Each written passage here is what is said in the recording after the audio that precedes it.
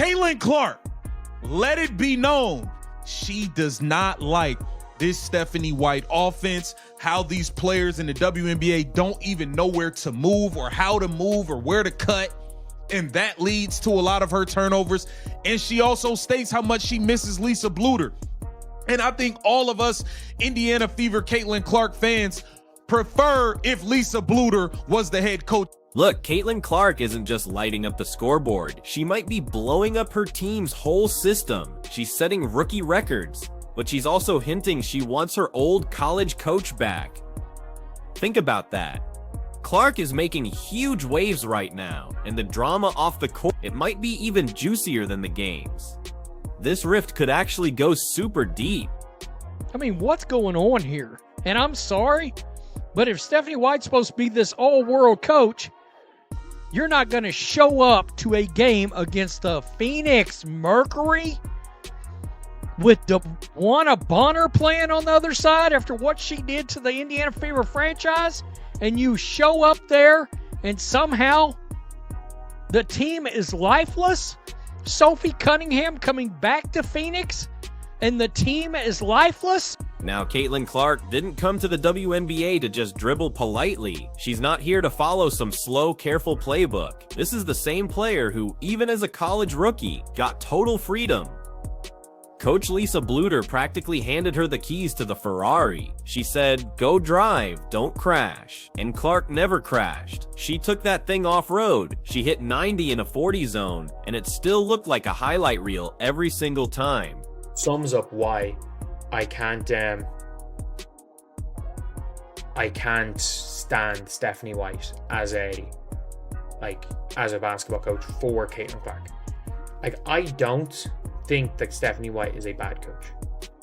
I don't get it twisted. She's not a bad coach at all. I just don't think she's the right coach for Caitlin Clark. So let's take a listen to this right here. This was on the podcast with Super 8. But I think that's even been something like me and Steph have always talk about when we go and watch film, and even that New York game where I played really, really well. Obviously scored a lot of points. I think I had 9 assists or 10 assists that game. She was a rebound and assist off a 32-point triple-double. And is the only reason her team's in. So imagine the whiplash. She lands in the WNBA, and suddenly she has to play in Stephanie White's offense. If we're being honest, it feels less like an offense and more like an HOA meeting. You know, the one about what color your mailbox can be.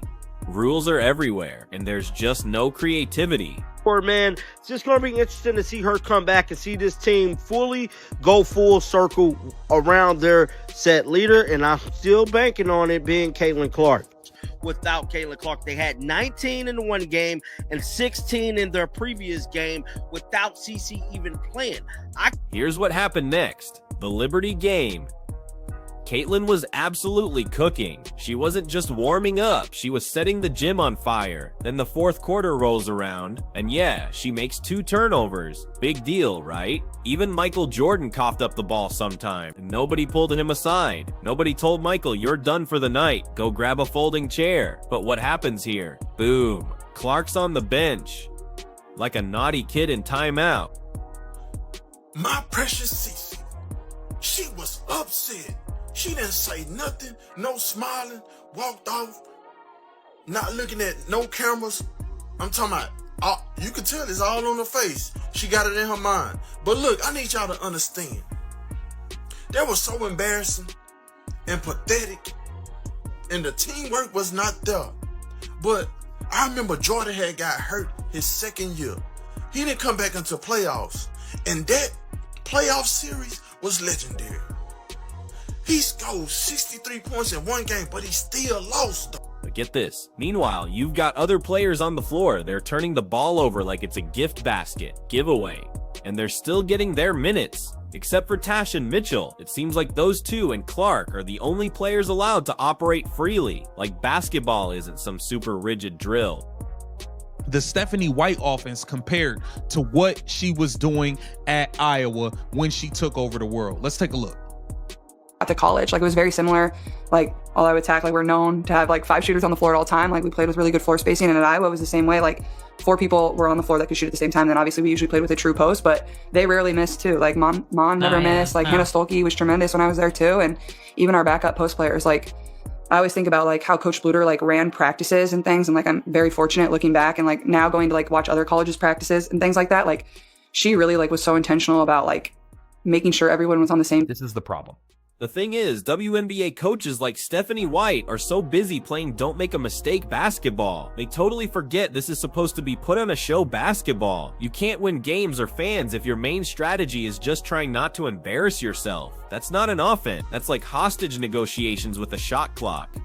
Lisa Bluder never coached like that. She didn't freak out if Caitlin threw a risky pass or pulled up from the parking lot. Bluder understood that high-risk, high-reward plays are the reward. You don't take away a player's freedom just because the last gamble didn't work. You double down, because the next one might be the dagger. But here in the White system, and with Caitlin Clark's vision, that's what makes this whole thing ridiculous. Clark sees plays developing 3 seconds before they happen. That's a skill most veterans can only dream about. But instead of unleashing that, White keeps her in a tight little box, like she's afraid Caitlin might dribble into another dimension if she gets too much freedom. In over 10 years, and Caitlin Clark has something to do with that, man. They was 8-5 with Caitlin. At the end of the day, no matter how many games they win, they lost more games without Caitlin Clark playing. Like, so everybody argument that Caitlin Clark is the Achilles heel, Caitlin Clark is this and that, your argument is obsolete, bro. They will forever have that notion on there, that blemish on there. Now, if they would have won more games, lost less, then you might have had some. Listen, you know what's missing in the WNBA right now? Basketball IQ, the kind that actually leads the game, not just follows it. And some of these college coaches, they've got it in spades. Honestly, if you dropped Lisa Bluder into the WNBA tomorrow, she'd have a team scoring 110 a night without even breaking a sweat. Meanwhile, the current system is busy killing all creativity for safe basketball. That's about as exciting as watching paint dry in slow motion. Players are afraid to take risks because risks equal bench time. And if you're Caitlin Clark, that means your creativity gets muzzled. Your confidence just chips away. Bring that college freedom back. Bring the coaches who understand that one turnover, if it's in the name of creativity, is worth 10 safe plays that go nowhere. Bring back Lisa Bluder's energy to the WNBA, and maybe, just maybe, we'll start seeing the kind of basketball that makes people sit up, not scroll past. Still lost though, but at the end of the day, he fought, and you could tell that he missed being away from the game. So I can see my precious CC coming back doing her thing for the playoffs. I just want her to be 100% healthy at the end of the day.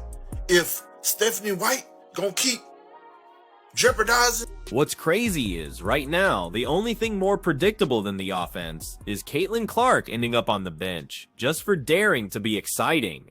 If that's the new standard, don't be shocked when the league loses the very thing it needs most. Players who make you want to. And let's just talk about the elephant in the gym here. The WNBA's obsession with veteran preference. Oh, you thought meritocracy ruled. Cute. In reality, the hierarchy is simple. If you've been around longer than the rookie, you can trip over your own shoelaces. You can miss 3 open layups. You can even accidentally pass the ball to the mascot. And you're still in the game. But a rookie, commit one flashy turnover while trying to make a play? Boom. Bluder didn't just hand Clark the offense from day one. She practically gift-wrapped it. She slapped a do not return sticker on it and said, "It's yours now. Make it sparkle." Bluder understood that confidence isn't built by yanking a player for every imperfection. It's built by letting them figure it out in real time, even if that means the occasional ugly possession. Indiana Fever fans, so let's keep it real. Let's keep it 100 like a Ben Frank. You hear me? So let me ask y'all again. Is Stephanie White a good coach? A great coach? I'm waiting. No, she not. Not even close. If anything, she puts a stall in the offense. She's sucking the life out of the team, out of the franchise. And Kelly Krostoff, whatever her name is, Lynn Dunn, you hear me? They all need to go. And if we look at what's been happening recently, Stephanie White's offense feels like a tax return. It's complicated, full of unnecessary steps, and it always ends with someone frustrated. The sets are rigid. The ball movement is super cautious. It's the basketball equivalent of driving 35 in the fast lane with your hazard lights on. Sure, you might avoid an accident, but you're also making sure nobody's having any fun. And the real kicker, this isn't about Caitlin having rookie growing pains. No, this is about stifling the one thing that made her special in the first place. Her unpredictability. You want the defense to fear she might pull up from the logo, or thread an impossible pass, or completely change the game's rhythm. You don't get that by playing within a system that treats innovation like it's a technical foul. That's basically code for we want you to play our way, even if it kills your natural game. Meanwhile, college coaches like Bluder, they don't just understand the game, they understand players. They know when to push, when to pull back, and when to just let a star be a star. You think Bluder would have benched Clark after 2 turnovers in the fourth? Please. She'd have been drawing up another play for her. She'd be saying, go make them pay for even thinking you're off your game. Stephanie White, Indiana Fever head coach Stephanie White remains fully confident in her team following Thursday's deflating loss. The veteran coach sent a clear message. It was a 35-point ass drubbing. It was deliverance and Ned Beatty. Anybody seen that? Squeal like a pig? Yeah. The Phoenix Mercury bleeped the shit out of the. Plus, speaking of being off your game, let's talk about the message this sends to the rest of the roster. If your star rookie, the one bringing in ticket sales, TV ratings, and actual wins, can be benched for a minor slip, what does that tell everyone else? Play safe, avoid risk, don't try anything new. It's basketball with the excitement surgically removed. Which brings us back to the bigger problem, basketball IQ. There's a shortage, and it's not with the players, it's with the systems. The best minds in the game aren't always on the sidelines at the pro level. In fact, some of them are still in the NCAA running circles around pro coaches. With less talent but way more creativity. You put a coach like Bluder in charge of a WNBA roster, and suddenly you've got a team playing like they actually enjoy the sport. Let's be brutally honest, there are players in this league who have mastered the art of looking busy while doing absolutely nothing productive on the floor. They're cardio kings and queens, but because they don't rock the boat or deviate from the script, they're safe. And yet, Clark takes one gamble too many, and she's got a front row seat to the rest of the game. In the post-game press conference, Caitlin Clark Stephanie White made sure to give out about Caitlin Clark not passing the ball to Dantas. Like, we've seen Damiris Dantas play. She can't shoot. Why would Caitlin Clark pass the ball on an all-time heater to Dantas? It's just his last game this year. I started the fourth quarter off with like 3 turnovers in a row or 2 turnovers in a row, and Steph yanked me, and she was like this is like a learning moment. Yes, maybe it could have been there, maybe you could have thrown a little bit better of a pass, maybe they could have caught it, but do we need that in this moment?